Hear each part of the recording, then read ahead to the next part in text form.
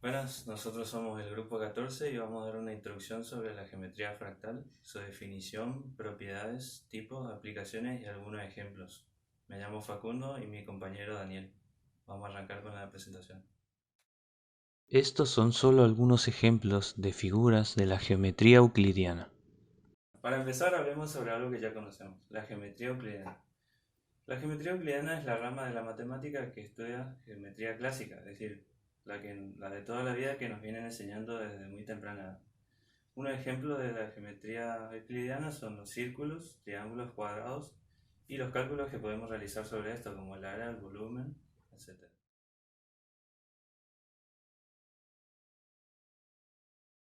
Benoit Mandelbrot fue un matemático y científico polaco que se convirtió en el principal creador de la geometría fractal al referirse al impacto de esta disciplina en la concepción e interpretación de los objetos provenientes de la naturaleza. Este hombre sostuvo que los fractales son mejor comprendidos por el hombre al ser naturales, ya que la geometría euclidiana fue suavizada artificialmente.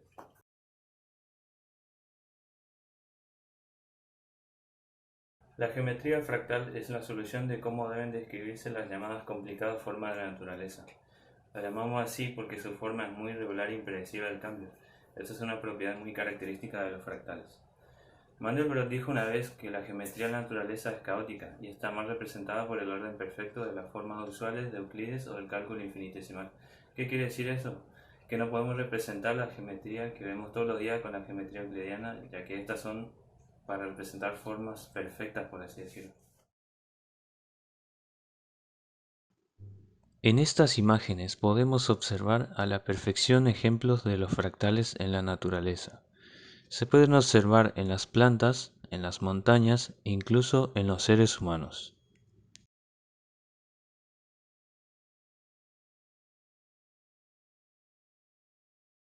Los fractales son formaciones gráficas que representan procesos cíclicos. Entonces podemos decir que un fractal es una figura autosemejante, es decir, que todas sus partes se repiten sin importar por dónde se lo mire.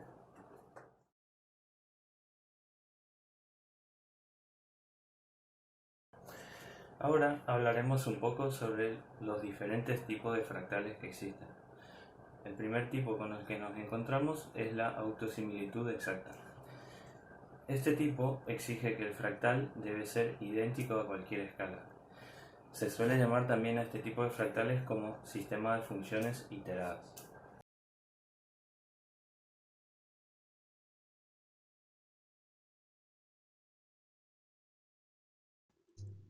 Como podemos observar, en la pantalla vemos una animación que es un ejemplo de la representación de un fractal de autosimilitud exacta. Vemos que sea cual sea la escala a la que se lo observa, siempre se observa la misma forma una y otra vez.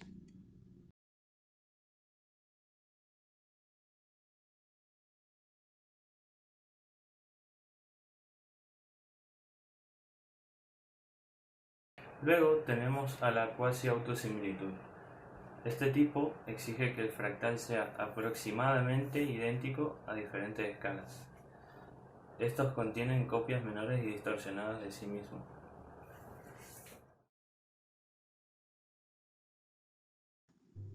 La totalidad del fractal es igual que cualquiera de sus partes, que es igual a otro trozo más pequeño.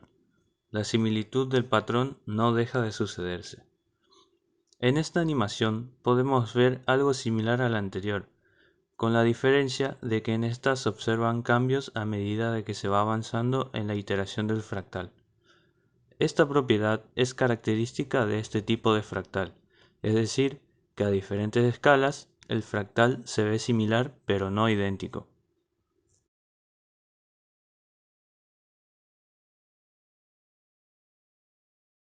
Y por último tenemos a la autosimilitud estadística. Este tipo es el más débil, ya que exige que el fractal tenga medidas numéricas o estadísticas que se mantengan en el cambio de escala. Se podría decir que la autosimilitud estadística es la menos exigente. Solo se conservan algunas propiedades estadísticas durante el cambio de escala, como en las montañas o en los cráteres lunares. En la animación que aparece en pantalla podemos observar este tipo de autosimilitud sobre una montaña graficada por computadora.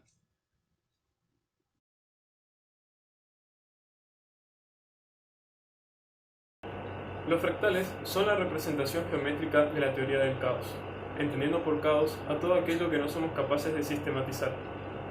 Esta es capaz de ofrecer una descripción y modelo matemático a las figuras de la naturaleza. Estos modelos solamente pueden ser realizados a través de computadoras, debido a la operación entre grandes números y cifras decimales.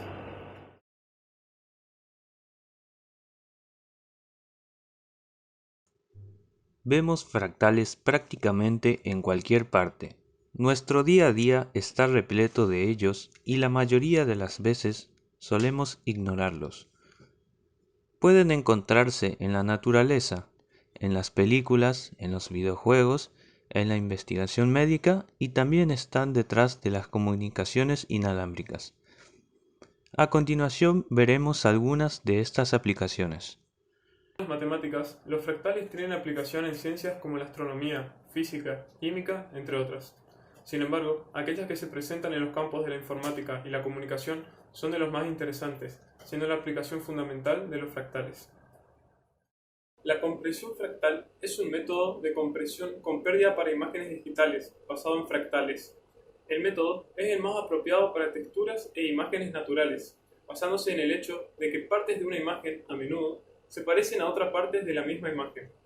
Los algoritmos fractales convierten estas partes en datos matemáticos, llamados códigos fractales, los cuales se usan para recrear la imagen codificada.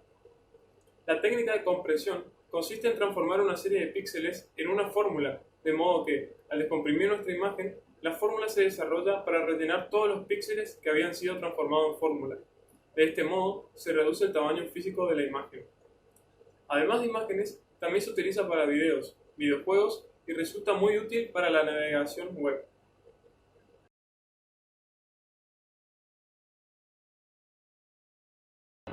Una antena fractal es una antena que utiliza un fractal diseñado para maximizar la distancia o el perímetro que puede recibir o transmitir en un volumen o superficie dada.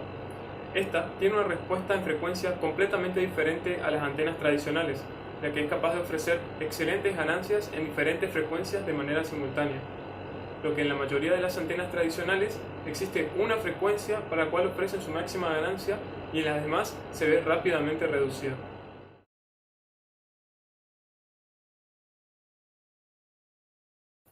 Gracias a la sorprendente expansión de las redes sociales, pueden llevarse a cabo observaciones a diferentes escalas sin ninguna limitación.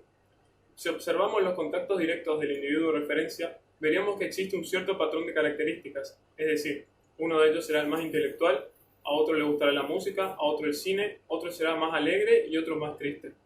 Si tomamos a su vez cualquiera de ellos, veremos que este patrón se repetiría dentro de sus contactos, por mayor o menor exactitud y así sucesivamente. En este comportamiento es donde supondríamos que se encuentra la autosimilitud o comportamiento fractal.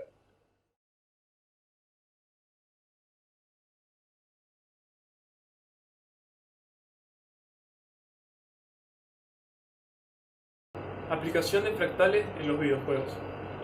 El algoritmo que describa la forma de un objeto fractal debe ser recurrente o recursivo, esto es, que se hace llamadas a sí mismo cambiando el valor de un parámetro en la llamada a la propia función. No escribimos órdenes para cada iteración, simplemente una orden recursiva. Este tipo de algoritmos permite llevar a cabo la generación por procedimientos, que es el método que se utiliza en el desarrollo de videojuegos para generar escenarios, mapas, niveles y gráficos, para no tener que gastar tiempo en la creación manual de un mundo de juego.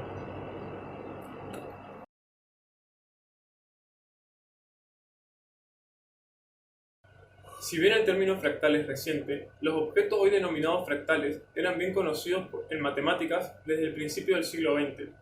Hablaremos sobre algunos matemáticos famosos que experimentaron con ellos. El conjunto de Cantor, por ejemplo, llamado así por ser aporte de George Cantor, es un destacado subconjunto fractal del intervalo real 0,1, que admite una expresión en base 3 que no utilice el dígito 1. Se construye de modo recursivo siguiendo los siguientes pasos. Se toma el intervalo 0,1 y se quita su tercio interior, es decir, el intervalo abierto de 1/3 y 2/3. y se sigue de manera infinita quitando los tercios de los segmentos restantes. Veamos un ejemplo. En la siguiente imagen podemos observar el patrón del conjunto de Cantor. Primero, tomamos una línea que vendría siendo la porción entera. Luego, lo que hacemos es dividir en tercios dicho entero.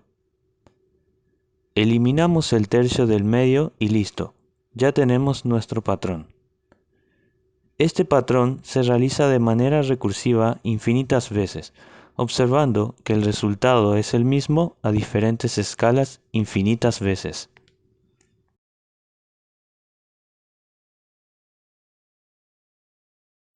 El triángulo de Sierpinski es un fractal que se puede construir a través de cualquier triángulo.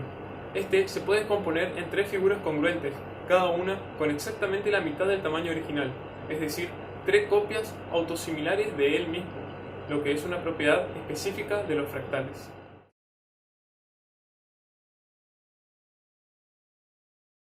El fractal de Pascal, o triángulo de Pascal, es la representación de los coeficientes binomiales, ordenados en forma de triángulo. El interés del triángulo de Pascal radica en su aplicación en álgebra y permite calcular de forma sencilla números combinatorios, lo que sirve para aplicar el binomio de Newton. Si pintamos con negro las celdas correspondientes a números impares y dejamos los pares en blanco, nos deja ver una figura muy parecida al triángulo de Sierpinski, y es que también el triángulo de Pascal cumple con la propiedad de autosemejanza exacta.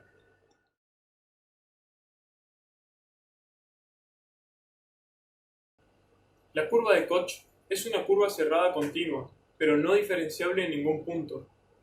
Por eso podemos decir que es una curva fractal. Su construcción más simple se realiza mediante un proceso iterativo que se inicia partiendo en 3 un segmento de recta e insertando 2 más en el tercero medio, a manera de un triángulo equilátero. El proceso se repite infinidad de veces. Vamos a ver una pequeña implementación de un programa desarrollado en Python, que simula el gráfico de un árbol fractal. Para que este programa funcione, se necesita ingresar un número entero que es el nivel de iteraciones que va a realizar el fractal. Comenzamos con un nivel bajo, en este caso de 2.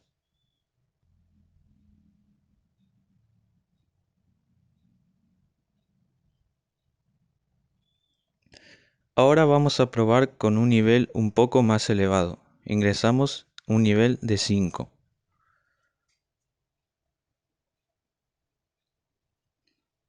Cuanto más elevado sea el nivel, más iteraciones va a tener el fractal.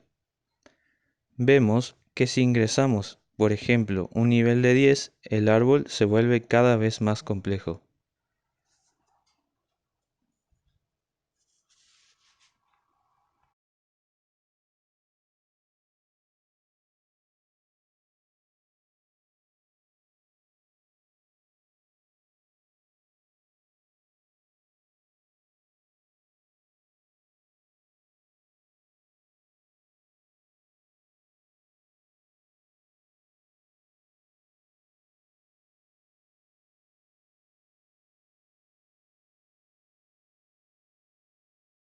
Para concluir, podemos decir que en esta presentación se mostraron solo algunas de las aplicaciones de los fractales de las muchas que existen.